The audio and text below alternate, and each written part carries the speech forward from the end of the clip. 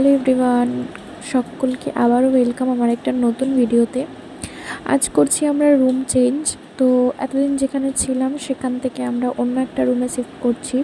তো শিফটিংয়ের ব্যাপার মানে বুঝতেই পারছো কী লেভেলের ঝক্কি থাকে আর কী লেভেলের পরিশ্রম হয়। আর আমার যেহেতু এখন 6 মান্থ চলছে, মানে জাস্ট 6 মান্থ স্টার্ট হয়েছে, তো বুঝতেই পারছো প্রেগনেন্ট অবস্থায় কিচ্ছু করা যাবে না নিচু হয়ে। আর আমার তো এমনিতেই বেড রেস্ট। তো যাই হোক, এই যে এটা হচ্ছে আমাদের নিউ রুম বলতে পারো। তো এই রুমেই আমরা শিফট করব। তো এই যে দুটো রুম রয়েছে, বাথরুম, কিচেন আর একটা ছোট্ট ঠাকুর রাখার জায়গা। তো যাই হোক, এই রুমেই আমরা শিফট করব।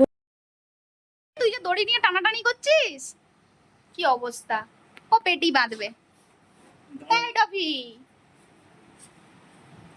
লে,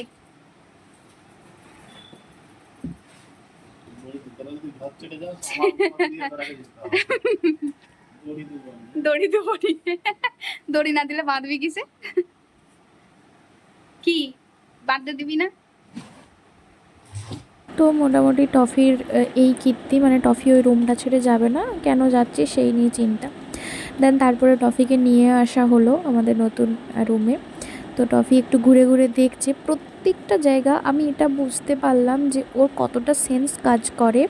ওকে যখন বলা হলো, আমরা তিনজনে যখন বললাম যে এটাই এখন থেকে থাকবো, তখন ও প্রত্যেকটা কোণা কোণা দেখছে যে কোন ঘর, কী ঘর, কেমন ঘর বা কেমন ব্যাপার, সবটা প্রত্যেকটা জিনিস ও কুটিয়ে কুটিয়ে কুটিয়ে কুটিয়ে দেখছে। তোমরা দেখলেই বুঝতে পারবে।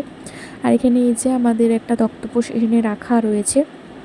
আস্তে আস্তে সব শিফটিং চলছে আর কি, টুকটুক করে জিনিস নিয়ে আসা হচ্ছে। আর সত্যি বলতে মানে এই বাড়িটাতে এতদিন ছিলাম, তো রুমটা আমাদের খুব মানে কাছে রয়ে গেছিলো, বাট এখন তো আর থাকবো না।